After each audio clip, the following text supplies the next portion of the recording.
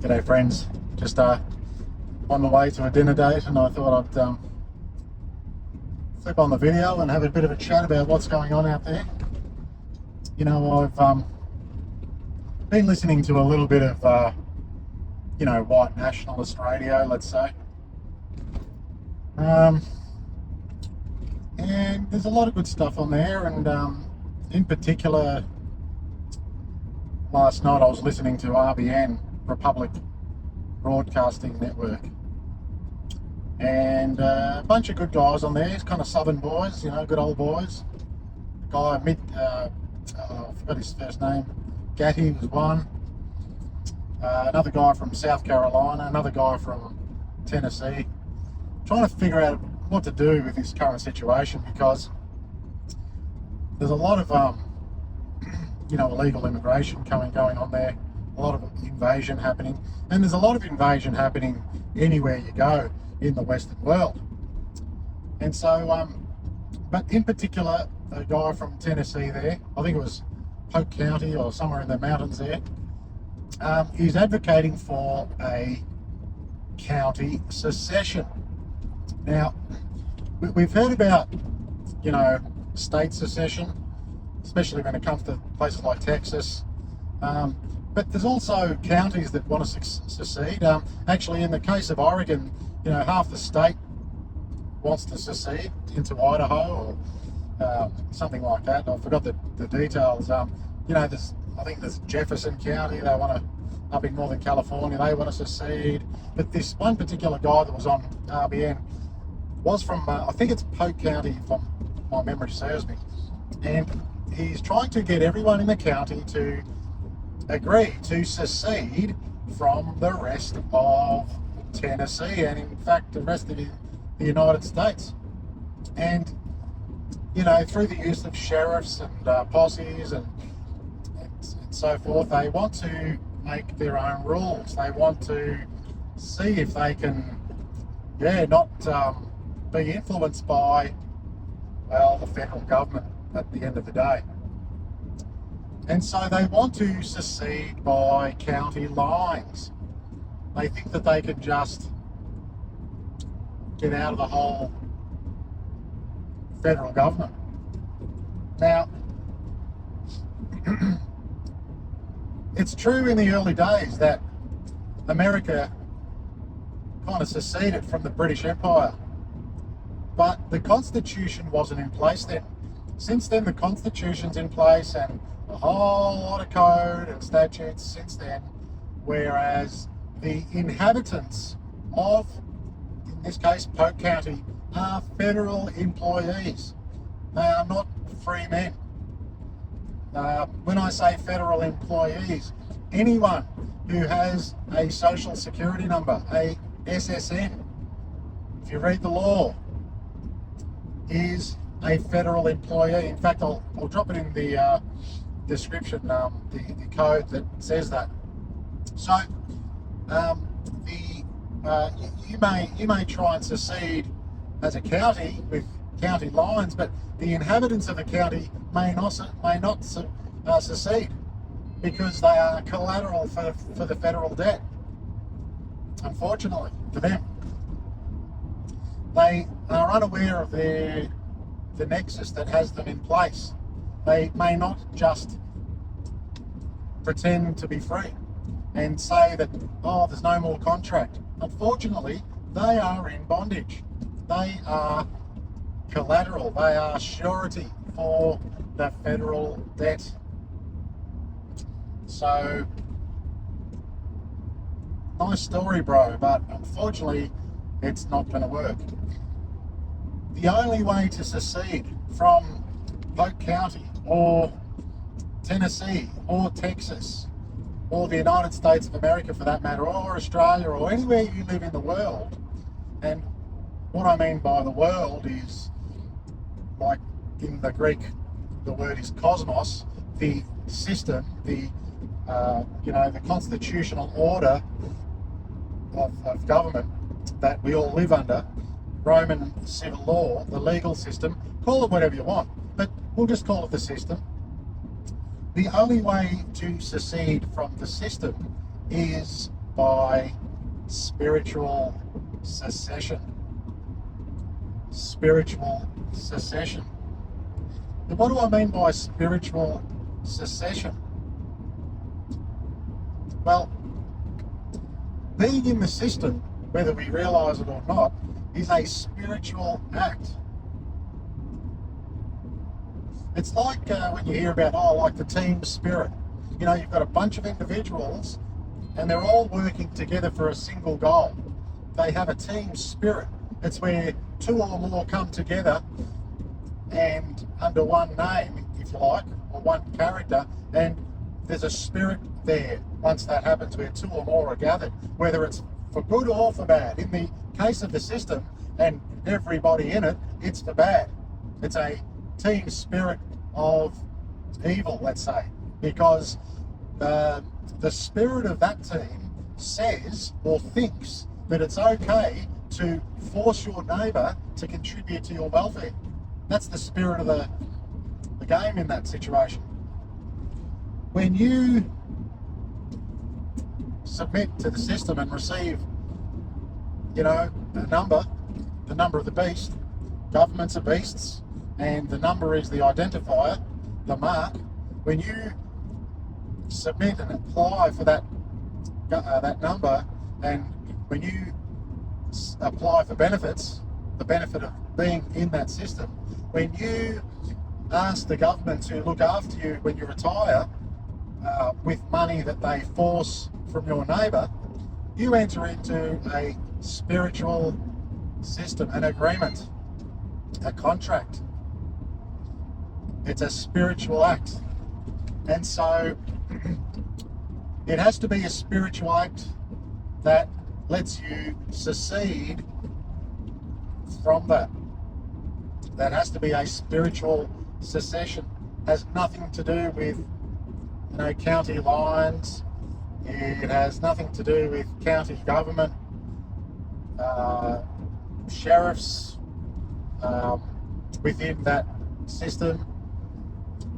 It is a spiritual secession. Now, so the way to secede spiritually is that you must come together with others who don't think that it's okay to force your neighbour to contribute to your welfare. You must secede along lines of righteousness, not physical county territory lines. You must secede on lines of righteousness. You must come together with people who want to do the right thing. And when you come together with others on the lines of righteousness, there too a spirit lives. Some call it the Holy Spirit. It's just a spirit of righteousness. And so when you secede spiritually along the lines of righteousness, you may no longer go and apply to men who call themselves benefactors but exercise authority one over the other, because that's a violation of natural law. You wonder why you're violated? It's because you violate others.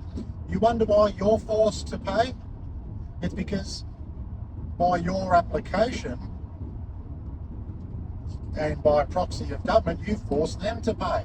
That's the natural law. So if you want to be released from that bondage, you must release them from your bondage. And you won't be forgiven unless you forgive others of their obligation to you. So it's a leap of faith. It's about living by faith. You may no longer apply to get a pension at the end of your working life, because even though you've paid and paid and paid all your life, there's no money left. It's the government is in debt. When you turn 65 and people have to pay for you to live, that's not your money. Your money's gone. They have to borrow money to pay for you. So not only are you forcing your neighbour to pay, you're forcing your children and your children's children to pay for the debt the government must take out so that you can live. But you think that's okay, but there's a spiritual attachment to that. It's, people call it karma, whatever you want. It's not a spiritual position to be in. It is not your transcended potential, let's just say. You're stuck in the beast vicious cycle. You are in hell, so to speak. You're stuck there. But people who succeed spiritually, they don't go to their neighbour and force them. They become the benefactors for others. They come together and they sacrifice their own life, their own blood and sweat and tears, so that others who are on the same page, who want to succeed spiritually, can live. They become the benefactors to save others, and with the hope that they one day might be saved when it comes time for them where they may need to be helped. So you must succeed spiritually, and that's what Jesus was all talking about. That was his message. Come out of the system.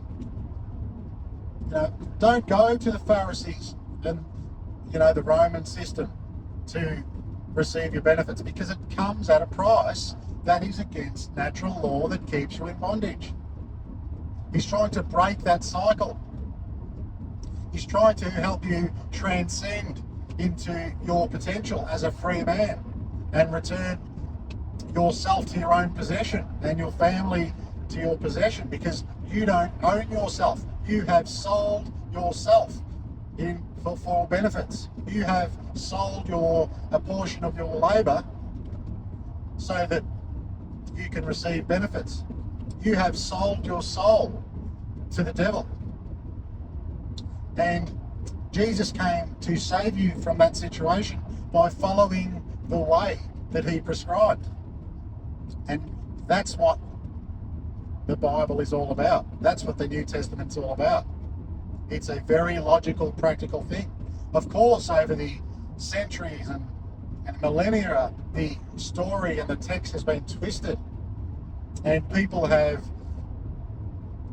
commandeered the script for centuries, where things were twisted and hidden, and even entire books have been hidden. But there's just enough there to latch onto the hint of what's going on. And you get these, and look, I don't blame them, but you get these people that are criticising, Jesus and what they call, the Abrahamics, the Abrahamic religions. Now, they point at, obviously, Judaism, they point at Christianity, and they point at Islam as these Abrahamic religions. And, you guys, you know who you are. I know a couple of you watch. And, they look at what people call Christianity as to what it's become, with especially Christian Zionism and, obviously the Roman Catholic Church and all these denominations and, weird sects and, splinters with a shred of truth. And for the most part, these are just cults that claim to be saved and claim to know God and just know enough to be dangerous and have a cult, which people call denominations. And obviously Judaism is quite crazy, and so is Islam. A lot of positive things you see in certain religions, but these aren't the only three Abrahamic religions. You see, because number one, Abraham was an Aryan, and number two, Abraham was Brahma. So you can look it up. Actually, I'll drop a link down below. Once again, there'll be two links there. Abraham was Brahma, and you can look into it through the link. I won't go into too much depth, but if Abraham was Brahma, that means the entire Hindu religion was based on this guy called Abraham, who did something back there that was some sort of special. And further on, the entire Buddhist religion, which is based on Hinduism, had its roots in this guy Abraham. So you have to include Buddhism in Abrahamism, Hinduism, Islam, Christianity, and Judaism.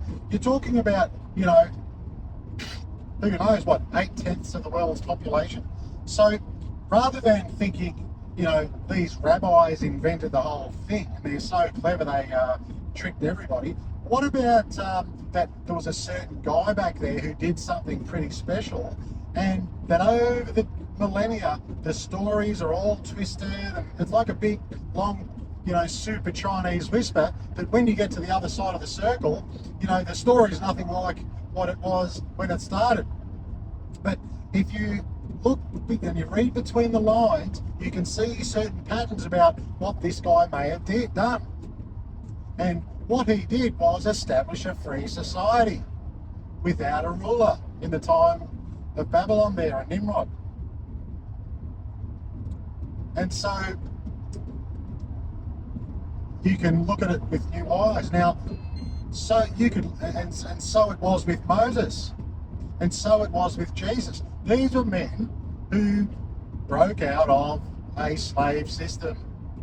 And, you know, it's pretty hard to wrap your head around, but if you think about what I was just talking about before, where, you know, secession is spiritual, that's what these guys did. They seceded from the new world orders of their day and created entirely new free systems that survived the falls of these big empires. That's what they did. And that's why this man Abraham is so legendary, because all the big five religions of the world are based on him. So I'll leave a link below, you can look right into it. Actually, I'll leave a link to a video also by another lady who I'm not affiliated with, but she goes into the story even a bit further. But have a look at that. And yeah, these rabbis aren't that smart to create, to fool the whole world. All they've done is they've twisted and fabricated a story since the time of Christ to pretend that, oh yeah, we just made him up. You know, it's because Jesus exposed them, and that's why he's their worst enemy. And since then, they've made all these scriptures and stuff to pretend that, oh yeah, we just made him up to fool the goyim and everything. No, you've been fooled. Because if you believe what they say, you've been fooled. Because what do? They lie. So if they're lying about everything else, they're lying about that too. So anyway, I'll leave links below. Have a good weekend, and until next time, peace.